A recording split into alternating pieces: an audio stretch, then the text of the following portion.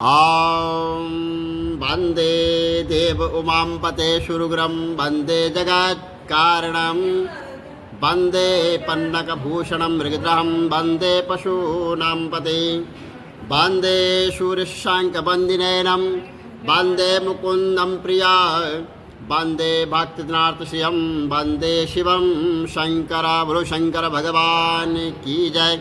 माता पार्वती की जय। वैशाख महतम की जय। सनातन धर्म की जय।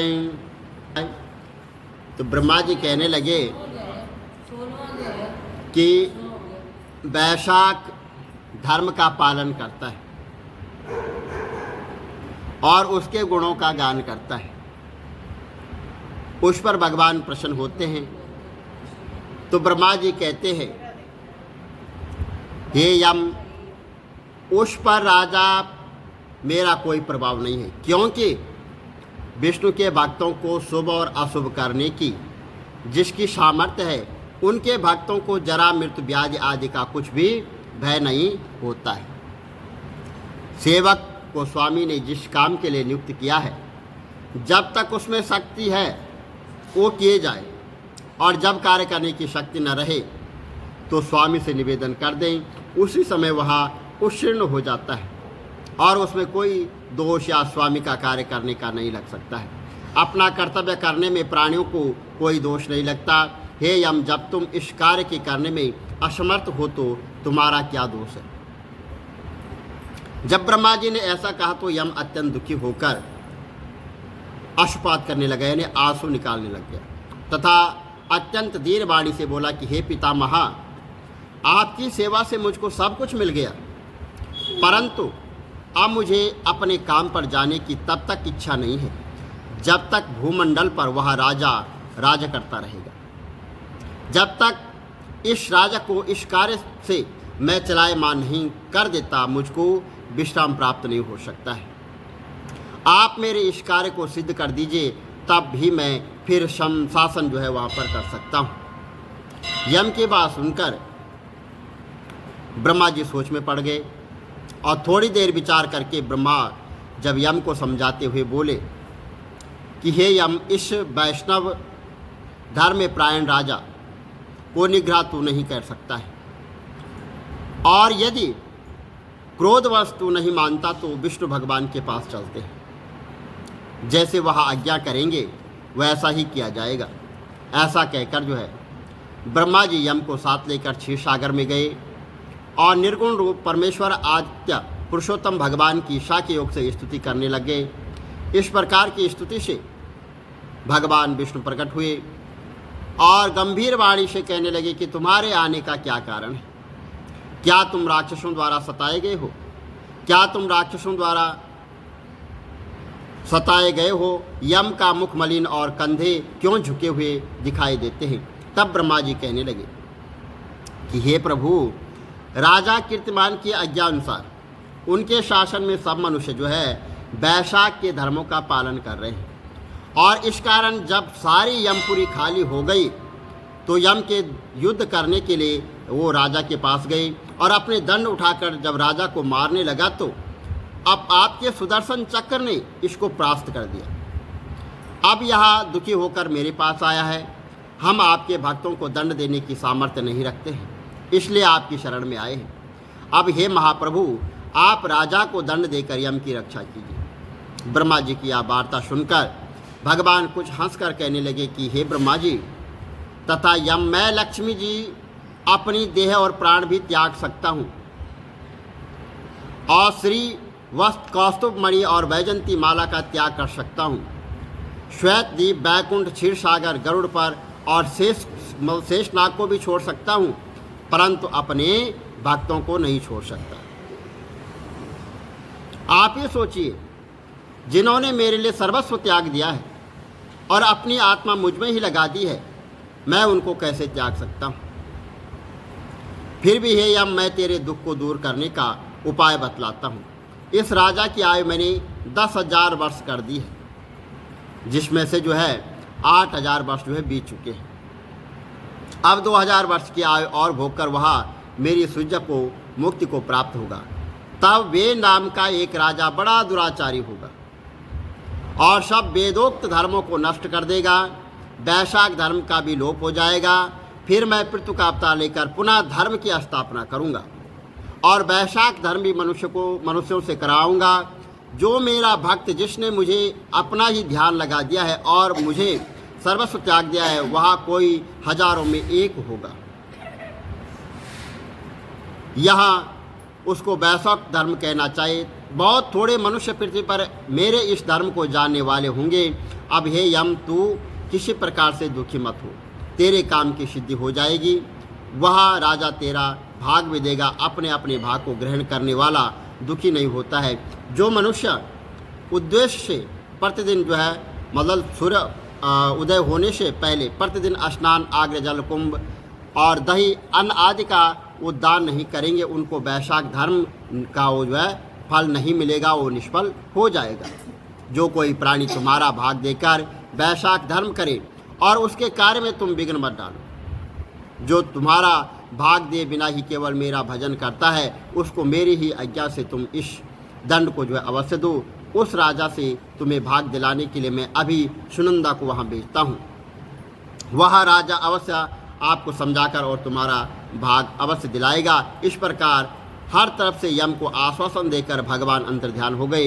यम भी प्रसन्नतापूर्वक अपनी पुरी को चला गया और फिर भगवान की आज्ञा से जैसे ही सुनंद ने राजा को समझाया, सभी ने वैशाख धर्मों के में यम को जो है भाग दिया। इसलिए वैशाख मास में प्रतिदिन यम के निमित्त स्नान आज्ञा करना चाहिए, नहीं तो वैशाख के जो है सब कर्म जो है निष्फल हो जाते हैं।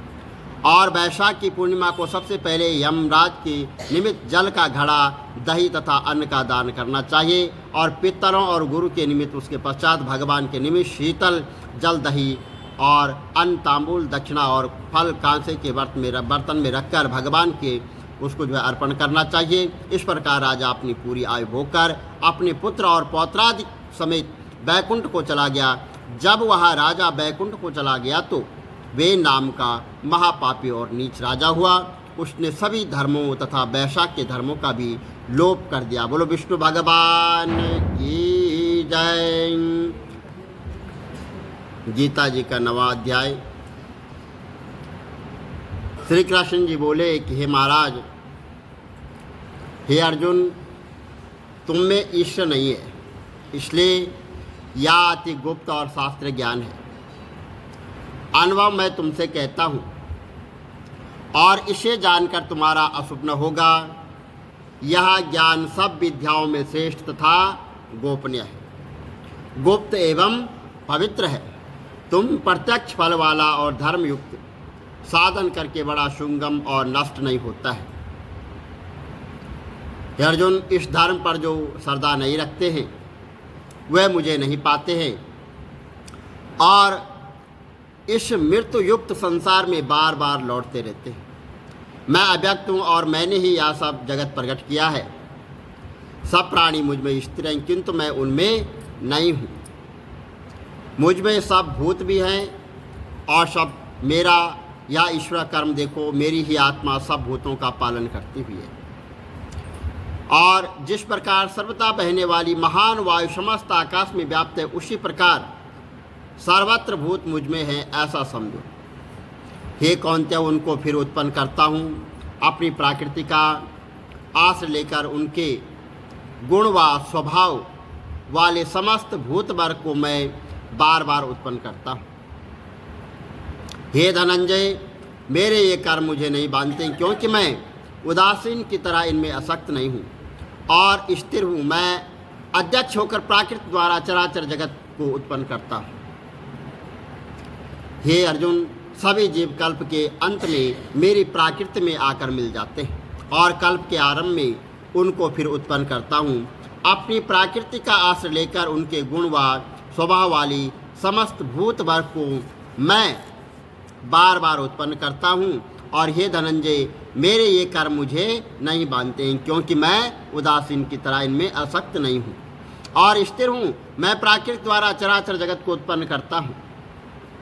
हे अर्जुन, इसी कारण यह जगत बनता बिगड़ता रहता है। मूर्ख लोग मेरे परम स्वरूप को नहीं जानते। मैं समस्त चराचर का स्वामी हूँ। जो मुझको मनुष्य जानकर मेरी अवहेलना करते हैं, उनकी आशा व्यर्थ, कर्म निष्फल, ज्ञान निरर्थक और चित्तभ्रष्ट है। वे आसुरी शक्ति के वश में हैं जो मोह को उत्पन्न करती है। हे पार्थ, विवेकजन जो दैवी प्राकृति में स्थित है, वह मुझे संसार का आदि और अविनाशी मोह को उत्पन्न करती है। विवेकजन जो दैवी प्राकृति में स्थित है, वह मुझे संसार का आदि और अविनाशी जानकर अनन्य मन से बचते हैं। वह दृढ़वर्ती सदा मेरा कीर्तन करते हैं और भक्ति में उपासना करते हैं। कोई एक तत्व से, कोई पृथक तत्व से और अनेक रूप वाले विश्व रूप मानकर उपासना करते रहते हैं। श्रोता युक्त मैं हूँ, स्मर्त मैं हूँ, पितृयज्ञ मैं हूँ और औषधि का मंत्र साधन, घृत, अग्नि और होम भी मैं हूँ। इस जगत का माता पिता, धारण करता, पितामह, जानने योग्य पदार्थ, ओंकार, ऋग्वेद, सामवेद, यजुर्वेद मैं ही हूँ। गति पालन करता, प्रक्षि, साक्षी, निवास स्थान, रक्षक, मित्र उत्पन्न करने वाला, संहार कर आधार, प्रलय स्थान और अविनाशी बीज मैं ही हूँ। मैं सूर्य रूप से तपता हूँ, मैं ही वर्षा रोकता हूँ, मैं ही वर्षा करता हूँ। हे अर्जुन, मैं ही अमृत और मृत्यु हूँ तथा सत और असक्त मैं ही हूँ। तीनों वेदों का ज्ञानता, सोम पीने वाला, पाप रहित यज्ञ द्वारा मेरी पूजा करके वे स्वर्ग को चले जाते हैं। इंद्र के पुण्य लोक में पहुंचकर स्वर्ग में देवताओं के योग्य दिव्य सुख भोगते हैं। वह उस विशाल स्वर्ग लोक में सुख भोगकर पुण्य के क्षीण होने पर मृत्यु लोक में आते हैं। इस प्रकार तीनों वेदों के यज्ञादि धर्मों का पालन करने वाले, भोग की इच्छा रखने वालों का आवागमन होता रहता है। जो अनन्य भाव से चिंतन करते हुए मेरी उपासना करते हैं, उन नित्य योगियों के क्षेम, अर्थ, स्थान और भोजन अच्छदान से मैं उनकी रक्षा करता हूँ। हे कौन्ते, जो दूसरे देवताओं के भक्त हैं और श्रद्धा से उन्हें पूजते हैं, वे भी मेरा पूजन ही करते हैं। परंतु यह पूजन विधि पूर्वक नहीं है। सब यज्ञों का भोक्ता स्वामी मैं ही हूँ और जो मेरे इस व्रत को नहीं जानते, वे आवागमन से नहीं छूटते हैं। देवताओं के पूजने वाले देवलोक को प्राप्त और पितरों के पूजक पितृलोक को प्राप्त हो जाते हैं। यज्ञादि पुजारी यज्ञलोक को जाते हैं। मेरा पूजन करने वाले मुझे प्राप्त होते हैं। भक्ति से पत्र, पुष्प, फूल, फल, जल जो मुझको अर्पण करता है, उस शुद्ध अंतकरण वाले व्यक्ति के भक्ति से दिए हुए पदार्थ को मैं बड़ी प्रसन्नता से ग्रहण करता हूँ। हे कौन्ते, जो तुम करते हो, खाते हो, वह सब मेरे को अर्पण करो। ऐसा करने से कर्म बंधन रूप शुभ अशुभ फलों से मुक्त हो जाओगे और संन्यास योग से युक्त होकर मुक्ति को मुझको अवश्य पाओगे। मैं समस्त भूत के समान हूँ, ना कोई मुझे अप्रिय है न प्रिय है। कोई मुझको भक्ति से बचता है, कोई मुझ में है और मैं उसमें हूँ। यदि कोई दुराचार भी है तो अन्य भाव से मेरा भजन करें, उसको मैं साधु ही मानता हूँ, क्योंकि उसने उत्तम मार्ग ग्रहण किया है। वह शीघ्र ही धर्मात्मा होता है और चिरस्थायी शांति को पाता है। हे कौन्ते, यह निश्चय करके जानो कि मेरा भक्त कभी नाश को प्राप्त नहीं होगा। हे पार्थ, आश्रय पाकर नीच कुल में उत्पन्न स्त्रियां, वैश्य, शूद्र भी उत्तम गति को पाते हैं। फिर जो पुण्यवान भक्त, राजर्षि और ब्राह्मण हैं, उनकी तो बात ही क्या है। वह अंत इस नाशवान और दुख भरे संसार में जन्म पाकर तुम मेरा ही भजन करो।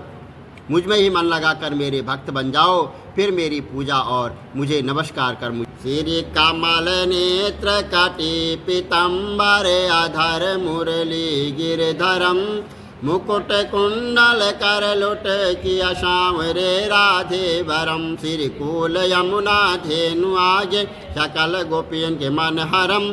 पीत वस्त्र गरुड़ वाहन चरण शुक नित सागरम। करत केल कलोल निस्तिन कुंज भवन उजागरम। अजर अमर अडोल निश्चल पुरुषोत्तम अपरापरम।